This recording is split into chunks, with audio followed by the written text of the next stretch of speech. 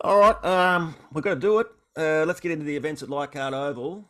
And the Mm, Knights winning that one 14-12. mm, Question is, mm, how didn't the Tigers win this game? How couldn't they have won given everything that went against Newcastle? Kalen Ponga goes off in the first 90 seconds with a head knock. yeah. Dom Young sin binned. Injuries to Brayley, he was off. They were down to one player on the bench, and then Jacob Saifidi sent off with 15 minutes to go. And still, the Tigers, with all the ball territory, could not get the win. And you forgot about Frizzell. He did his ankle, and Yeah, he didn't come, Frizzell. he didn't Yeah, come back as well. one of the before we get into the Tigers, incredibly gutsy stuff from Newcastle. Oh, I can't think of a gutsier yeah, win by anyone. yeah. That's one of the gutsiest wins that you'll ever see by a team away from home.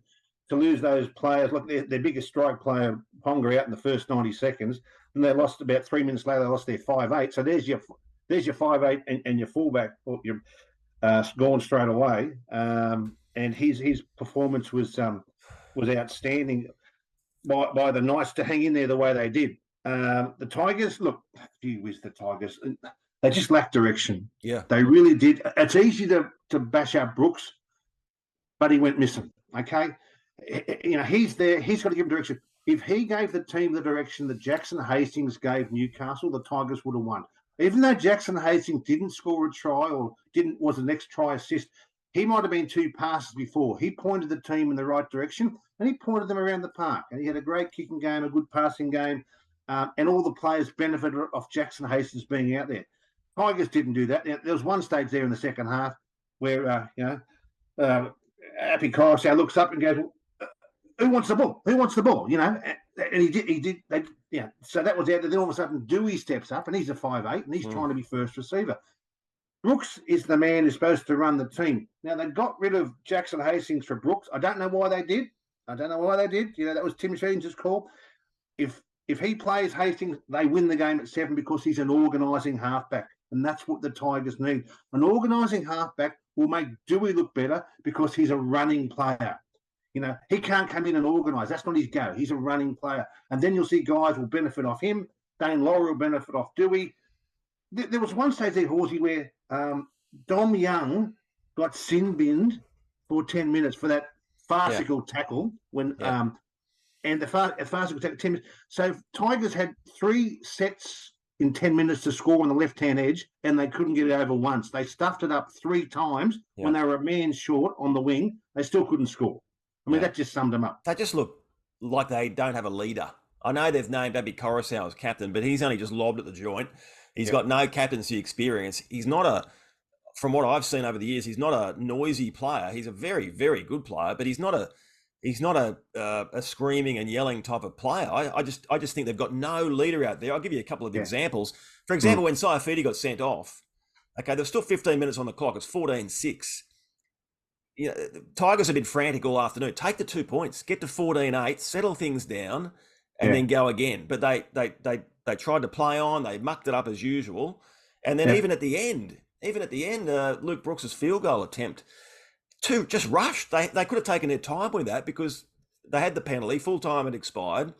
Take Mm. your time, but they just did it so frantically. And you know what? He hit the kick pretty well. It didn't Mm. miss by much. If he'd just Mm. taken a couple of extra seconds, he might have nailed that 2 point field goal for 14 Mm. all. But Mm. it wasn't just Brooks. Everyone was making mistakes. Like Dewey came up with some clangers. Coruscant himself came up with some shockers. Yeah. Alex Twile, God love him, nearly got his first try, drops the ball over the line. Yeah. They But just, yeah, But if you don't win the battle up front, or at least 50-50, you're not going to be able to move the ball sideline to sideline. And that's what they don't do. They just think that maybe that's an easy way out, moving it sideline to sideline. Just look how Canterbury played. They just ripped it up, and they took Melbourne to the storm. That's the sort of footy that and they had a great offload. They had plenty of offloads, which kept the ball alive, and that second phase footy. I didn't see any of that sort of footy from the Tigers. Nothing at all. Nothing resembling it. And yet, that was pretty basic what Canterbury did yeah. to demolish the Storm. But the Tigers were terrible at home in front of 15,000 people. Not good enough. I think they've won 3 from 12 now at Leichhardt Oval. That's terrible. And who's going to keep turning up? Because it was similar last week. Similar last week, I thought, okay, they've got that out of their system, a bit of rust. They'll be better in this one, but they were probably worse. They went backwards. The thing Yeah, that perplexes me is all off-season we've heard that Tim Machines and Benji Marshall are just getting back to basics. Let's get the basics right. Passing, catching, all that sort of stuff, fundamental play. So I thought that sounds good because the Tigers do make a lot of mistakes, but the number of errors was extraordinary, and just in prime field position at the worst moments they came up with a mistake. I'm not even a Tigers fan. I can't imagine what it would have been like for fans to be there at Leichhardt Oval. I mean, Phil Gould called the concussion debate the biggest abomination on rugby league in the history of the game. I think the Tigers' performance yesterday tops it. It was just shocking. Yeah. That when they lost Dom Young, they had three blokes on the right hand side. They didn't have a winger, and they went down there three times, and they had numbers 4 on 3 all 3 times, and could not get over the try line. That just summed it up, that they don't know what they're doing under pressure, and they should have had at least 1 or 2 tries with him off the field and ended up with a duck egg. So to think you can only get 2 tries against that Knights team, given everything the Knights went through, and don't forget the second try came in the last minute, when Utuka Manu probably should have been penalised for a double movement. So it's just they got a lot of work to do. Terrible. I mean, you can't sugarcoat it. They were terrible, and they need to be told they were terrible, and they need to take accountability for their performances, and just get back to basics. It's not wrestle. Just get back to basics, and see, Tim Sheens' role, and I've said this before, is to make players better players. So players that come into the squad, he's got to make them better. He's got to add value to the team. He's got to if we lose them, we lose them. But you've got to regenerate players with his coaching and make them from a club player to a representative player. That's his role, is to help and to pull everyone together. They didn't look like they were a very happy campers on the weekend. They looked far from it, and it's going to be. Look, because you asked me last year how I reckon they'd go, and I said to you, I'll give you an addendum. I just want to know to see what happens. And my addendum was I wanted to see how they were going to go the first couple of weeks, and they haven't gone too well, and I'm probably not surprised. And what do you think of the Jacob Saifidi send-off? Fair enough? Yeah, fair enough, 100%. Yeah. He should have just kept running in a U-turn and kept going off. That's what he should have done. Yeah, he got poor old Simpkin pretty good, and he's looking at 5 to 6 weeks for that tackle, which I think you can't argue with. It was a good old-fashioned coat hanger. Saifidi off. And you just thought at that point, okay, they have to win the Tigers. They have to win from there, surely. Yeah, and they still couldn't get there. So there's plenty of problems there. They've got Canterbury this week. Canterbury's on a high, a great win last week, so it's not going to be easy. And don't forget, mate, Isaiah Papali'i's looking at suspension too. No, there you go. So I didn't know. Thanks, Hack. That's great to hear. I wonder what he and Coruscant were thinking after they left the grand final teams. Yeah, I reckon get me out of here. Yes, he's been charged with. I'm just looking at it now. Dangerous contact, grade 2, on Jack Johns. Yes, in that game. So What now? Kalen Ponga. Actually, before we get to Kalen Ponga, what did you think? Saifidi apparently apologised to young Simpkin, and that went fine. Jackson Hastings tried to apologise to Tommy Talau for hitting him in the nose, which broke his nose and put him out of the game after a failed HIA.